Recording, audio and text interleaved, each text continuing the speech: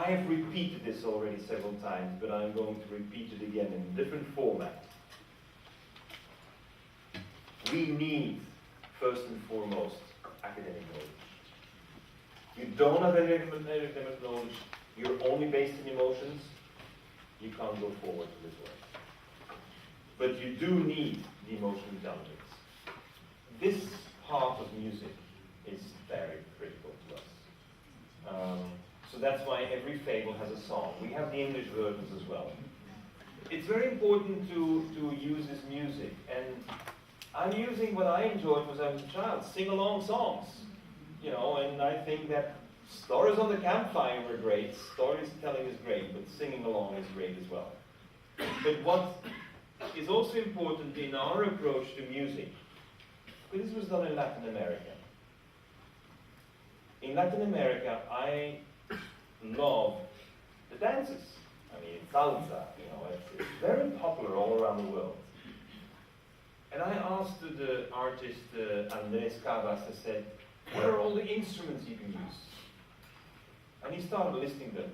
And he had 80 different instruments. They're all used in Latin America. So I asked him, use all 80 instruments. So over the 37 songs, there are 80 instruments used. That means that now we're not only listening to music and having a sing-along song, as we go through the music and the sing-along songs, when you're in Latin America and you're into music, you will learn to know all instruments, how they sound like. And so, without saying it, we're doing music education. Try to teach kids instrumentation.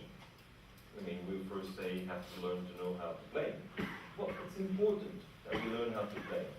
But it's also important we know the biodiversity of music instruments. And this is part of this other one, which is the systems. But the system is a system of a system and a subsystem. So the fables are construed as systems with subsystems. So when you get into the science, you will find subsystems of knowledge of science. But now you get into the music, now you find subsystems of music instruments.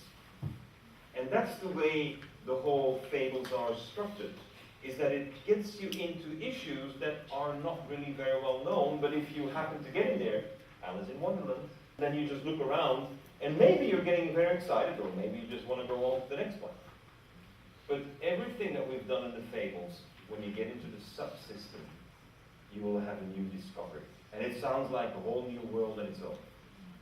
So, the academic knowledge, the emotional intelligence, the arts and the systems require the capacity to implement. And this is, to me, the cornerstone of our learning.